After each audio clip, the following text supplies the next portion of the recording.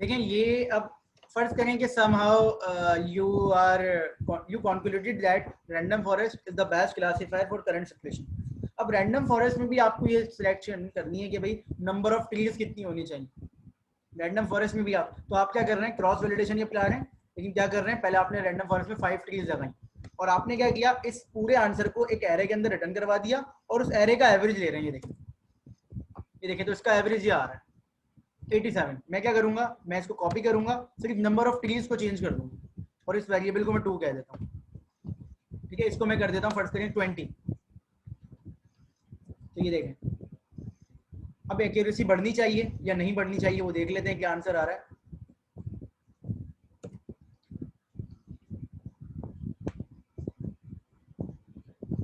अच्छा ये स्कोर 2 है, ठीक है, तो दोनों को मैंने स्कोर 2 कर दिया जी, थैंक यू। अच्छा थोड़ा स्लो चल रहा है।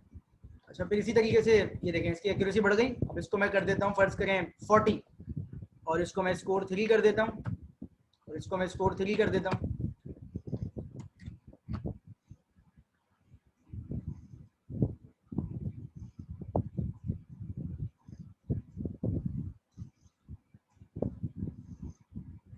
तो ये देखें ये तीसरी एक्यूरेसी जो आएगी इसको हम डिसाइड कर सकते हैं। देखें ठीक है, तो जैसे जैसे नंबर ऑफ ट्रीज बढ़ रही हैं क्रॉस वैलिडेशन से भी क्या हो रहा है, ये हो रहा है। तो आप डिफरेंट नंबर ऑफ साइज पे डिफाइन कर लें और जहां कांस्टेंट हो जाए आंसर वो आप कर लें। देखें 10 में डिवाइड किया हुआ है हमने क्रॉस वैलिडेशन, क्योंकि डेटा बड़ा है तो हमने इसको 10 हिस्सों में डिवाइड किया। और समझाने के लिए हम 3 कर रहे थे।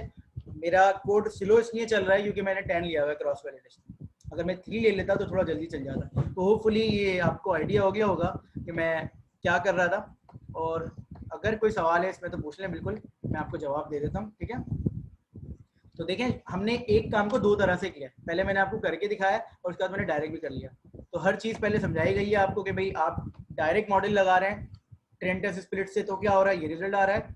लेकिन जाहिर सी बात है इसमें वैलिडेशन नहीं लग रही इस तरह से, तो फिर आपने क्या किया, के फोल्ड समझा, के फोल्ड लगाया, समझा पहले उसको कैसे काम करता है, फिर उसका एक छोटा सा फंक्शन बना लिया। क्योंकि मेन फोकस के फोल्ड पे है, फंक्शन अप्लाई करने पे नहीं है। तो फंक्शन की रूटीन देख ली क्या है और उसके बाद ये सारा काम कर लिया। तो यहाँ तक कोई सवाल है तो बता दीजिए। अब जो हमारा नेक्स्ट एल्गोरिथम है वो है अनसुपरवाइज्ड लर्निंग का के मीन एल्गोरिथम है हमारा नेक्स्ट एल्गोरिथम अनसुपरवाइज्ड लर्निंग का। तो वो थोड़ा सा इंट्रोडक्शन आपको देना है ताकि नेक्स्ट क्लास जब हो तो आपका थ्योरेटिकल पार्ट खत्म हो गया हो और जो कोडिंग वाला पार्ट है वो हम करें। तो थोड़ा सा उसका इंट्रोडक्शन दे देता हूँ मैं आपको और उसके बाद मैं आपसे आपके डिस्कशन कर लेता हूँ जो भी आप लोगों के साथ प्रॉब्लम है। तो बताएं कोई सवाल है किसी का यहाँ पर प्लीज़।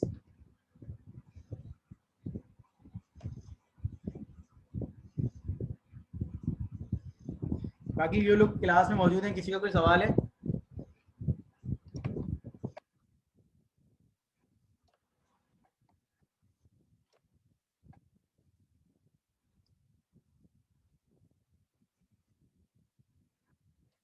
कोई सवाल नहीं किसी का? ठीक है, तो कोडिंग वाला पार्ट हमारा हो गया। कोशिश कीजिएगा कि इसकी प्रैक्टिस कर लें और अच्छी बात है अगर प्रैक्टिस कर लेंगे लर्निंग पॉइंट ऑफ व्यू से भी। इंटरेस्टिंग चीज़ है ये।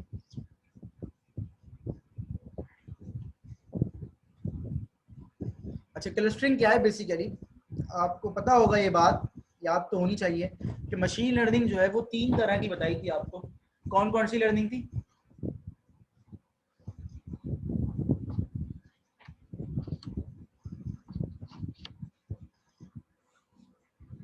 जी कौन कौन सी टाइप्स थी मशीन लर्निंग की? From the very first class supervise, unsupervise and reinforcement. तो सुपरवाइज लर्निंग वो होती है जिसमें लेबल्स गिवन होते हैं और अनसुपरवाइज लर्निंग वो होती है कि जिसमें लेबल्स नहीं होते हैं। लेबल्स का मतलब क्या है, जितना भी आपने अभी तक काम किया है उसमें आपको लेबल्स गिवन थे। लेबल्स का मतलब क्या था, जब आप ट्रेनिंग करते थे और टेस्टिंग करते थे तो आपके पास क्लास के आंसर ऑलरेडी मौजूद होते थे ताकि आप कंपैरिजन कर सकें। ये बात याद है? अभी तक जितना भी आपने काम किया है अभी से पहले पहले तक आपके पास आंसर मौजूद होता था ताकि आप कंपैरिजन कर सकें कितनी एक्यूरेसी आ रही है कितनी एक्यूरेसी नहीं आ रही। But as far as unsupervise learning is concern, उसमें ये होता है कि आपके पास क्लास में लेबल्स मौजूद नहीं होते। लेबल्स का मतलब क्या है कि क्लास में लेबल का मौजूद ये है कि आखिरी वाला जो कॉलम है जिसमें आपके पास क्लासिफिकेशन हुई हुई होती है वो कॉलम मौजूद नहीं होता। द प्रोसेस ऑफ, तो इस तरह की प्रॉब्लम को हम कैसे सॉल्व करते हैं? बेसिकली इस तरह की प्रॉब्लम को हम क्लस्टरिंग के जरिए सॉल्व करते हैं। अब इसकी बहुत सारी एग्जाम्पल हैं और काफ़ी सारे लोग FIB कर रहे हैं जिन्होंने मुझसे डिस्कशन भी की है या नहीं भी की। तो मैंने उनको बताया कि जब भी आप सिमिलर डेटा को ग्रुप करने की कोशिश करते हैं, मतलब फर्ज करें कि मैं एक ऑनलाइन शॉपिंग स्टोर बना रहा हूँ और मेरी कोशिश ये है कि मैं अपने ऑडियंस को, जो मेरे पास यूज़र है मेरे, उनको मैं प्रोडक्ट्स की रिकमेंडेशन करूँ। तो रिकमेंडेशन एक तो होती है पास्ट एक्सपीरियंस से, एक होती है पास्ट एक्सपीरियंस से और दूसरी होती है कि उस तरह के लोग जो हैं और क्या चीज़ें पसंद कर सकते हैं। एक तो होता है पास्ट एक्सपीरियंस कि भाई पास्ट में इसने ये चीज़ खरीदी थी, उसको रिकमेंड कर दो। एक ही होता है कि उससे सिमिलर प्रोडक्ट्स कौन कौन सी हैं वो उसको रिकमेंड कर दो। अब फर्ज करें मैं फेसबुक यूज़ कर रहा हूँ, फेसबुक पे मुझे रिकमेंडेशन आती है, फ्रेंड सजेशन आता है। पता है कैसे आता है? पता है ना सबको ये बात? थोड़ा सा एक्सप्लेन करें।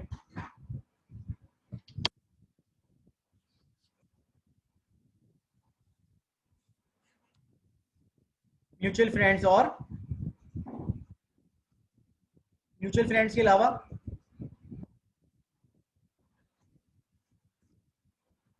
सिमिलर यूनिवर्सिटी, हाँ हमारे लिए यूनिवर्सिटी है, ठीक है। सिमिलर यूनिवर्सिटी हो गई। अगर यूनिवर्सिटी नहीं है, शुरू की बात कर लें आज से 10-12 साल 15 साल पहले की, तो सिमिलर सिटीज़ कह लें, पीपल यू माइट नो, इस तरह से चीज़ें होती हैं। वो बेसिकली क्लस्टरिंग हो रही होती है, ग्रुप कर रहा होता है। आप गूगल करते हैं किसी भी चीज़ को तो क्या होता है, आपको जो रिजल्ट मिलते हैं एज इट इज तो नहीं मिलते, लेकिन सिमिलर टाइप ऑफ डेटा आपको शो हो रहा होता है जिसमें ज़्यादा चांसेस होते हैं कि भाई ये ज़्यादा चीज़ मैच हो रही होगी।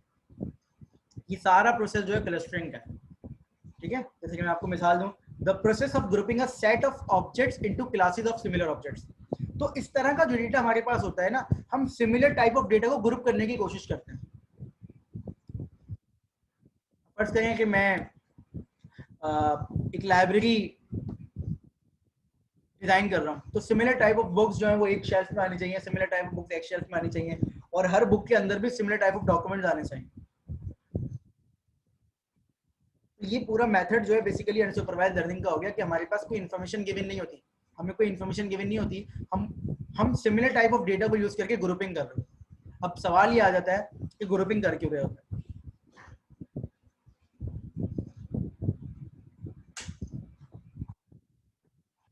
देखिए ग्रुपिंग क्यों कर रहे होते हैं ये डिपेंड करता है आपकी एप्लीकेशन टू एप्लीकेशन, लेकिन मैं आपको एक एग्जांपल दिखा देता हूँ। देखिए फर्ज करिए ये डेटा है आपके पास, अब बिल्कुल अननोन पैटर्न्स को फाइंड आउट करना, मैं उसी तरफ आ रहा हूँ।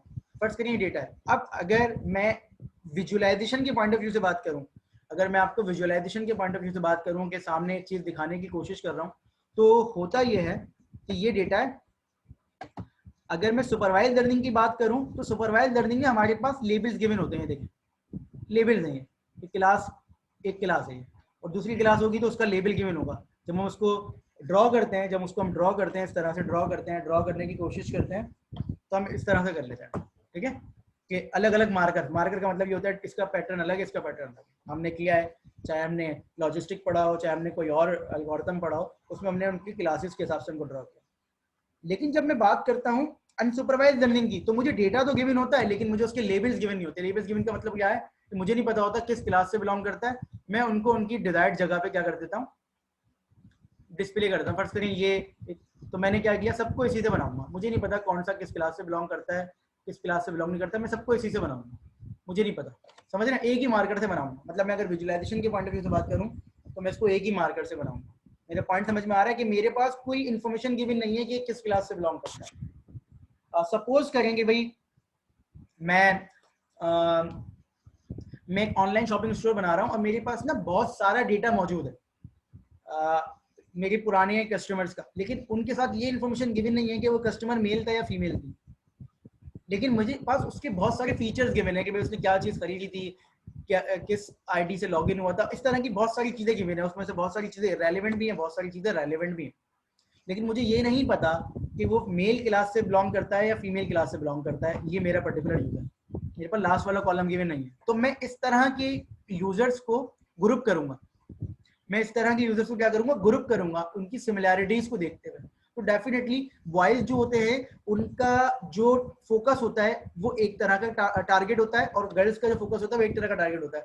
बॉयज जो है वो बैट वगैरह पसंद कर रहे हैं, टी शर्ट्स वगैरह पसंद कर रहे हैं, गर्ल्स या पसंद कर रही हैं कॉस्मेटिक्स, इस तरह की चीजें जो होती है। तो सिमिलर टाइप ऑफ डेटा को जब मैं ग्रुप करूंगा तो अल्टीमेटली एरर तो आएंगे, लेकिन एक जो लोग हैं उनका इंटरेस्ट एक ही जगह पे होगा, उनके उनके डेटा के अंदर एक ही पैटर्न मौजूद होगा। जो दूसरा कैटेगरी होगी उनके डेटा के अंदर एक ही पैटर्न मौजूद होगा। जो तीसरी कैटेगरी होगी, अगर फर्स्ट करें शॉपिंग की बात नहीं करें, किसी और तरह की बात कर लें कि टी शर्ट्स कौन पसंद करता है, कॉस्मेटिक्स कौन पसंद करता है, कुर्ता कौन पसंद करता है, जीन्स कौन पसंद करता है, तो उनका इंटरेस्ट ना सेम होगा, कहीं ना कहीं कुछ ना कुछ सेम होगा। तो इस तरह के डेटा को हम क्या करते हैं, सिमिलर टाइप ऑफ डेटा को ग्रुप कर देते हैं। जब ग्रुप बन जाते हैं तो हमें नहीं पता होता ये ग्रुप अभी भी कि ये मेल क्लास है या फीमेल क्लास है, लेकिन हमें ये पता होता है इस क्लास के अंदर जितने भी लोग हैं वो एक जैसा इंटरेस्ट रखते हैं, वो एक ही क्लास से बिलोंग करते हैं। तो अगर फर्स्ट करें इसके पहले बंदे को मैंने jeans T shirt sell out की, तो बाकियों को भी मैं टी शर्ट सेल आउट करूंगा।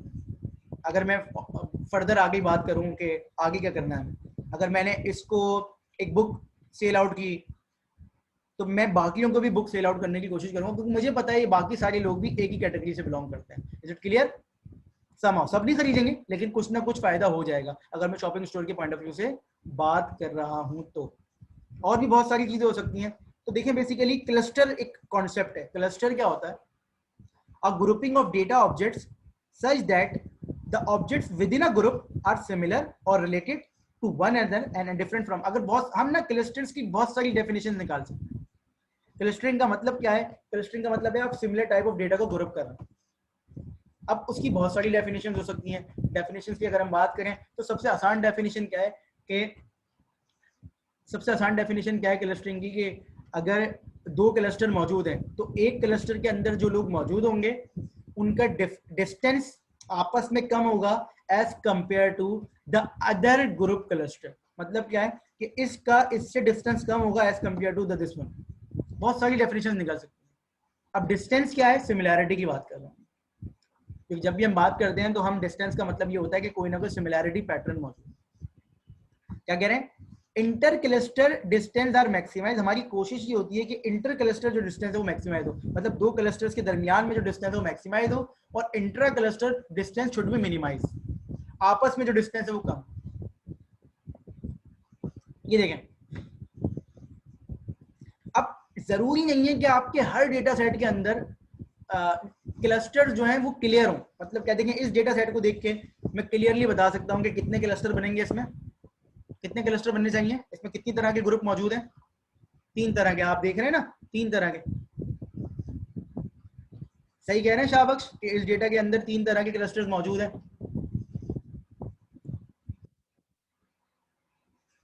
जी आवाज आ रही है सबको? तो जी इस डेटा के अंदर 3 तरह के क्लस्टर्स मौजूद हैं। क्या ये बात सही है या गलत? बाकी लोगों से पूछ रहा हूं।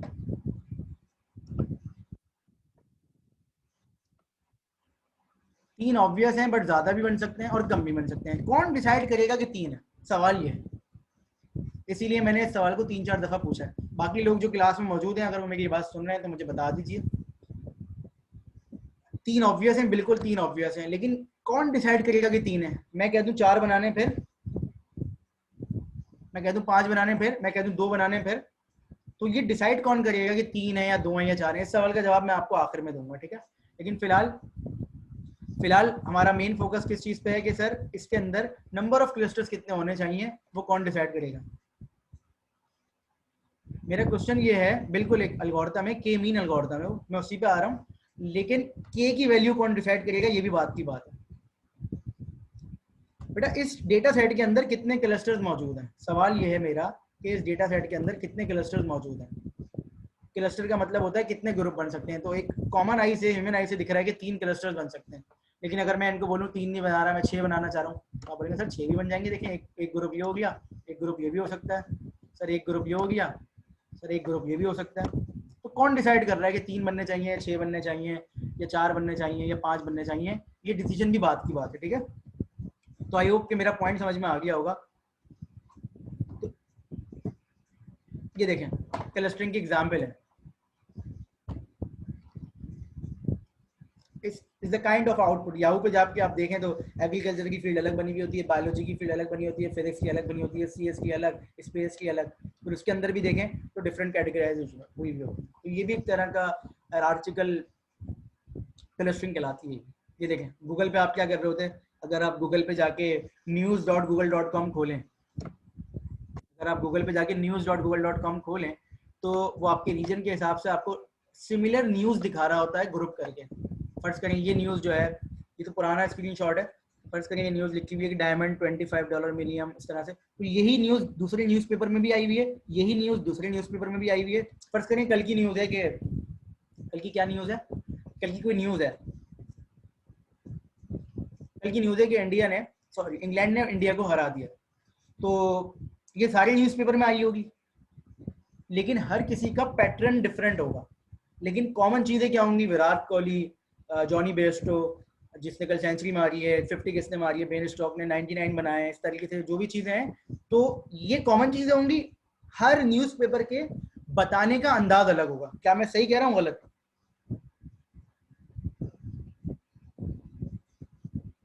लेकिन ये सिमिलर टाइप ऑफ डेटा को ग्रुप कर देगा। ये क्लस्टरिंग हो रही है इसके अंदर, ये क्लस्टरिंग हो रही है, ठीक है? Is it clear?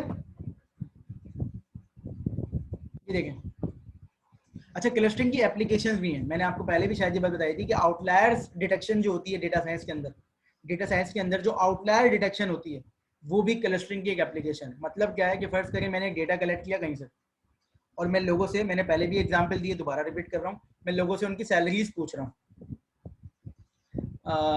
और लोग अपनी सैलरीज बता रहे हैं। कोई बता रहा है 50,000, 60,000, 70,000, 1 लाख, 1.5 लाख, 4 लाख, 3 लाख, 2 लाख, ऐसे। अचानक से जब मैंने डेटा वेटा कलेक्ट कर लिया, मैं रात को उस डेटा पे काम करने बैठा तो पता चला भाई एक एंट्री हुई है 4 करोड़।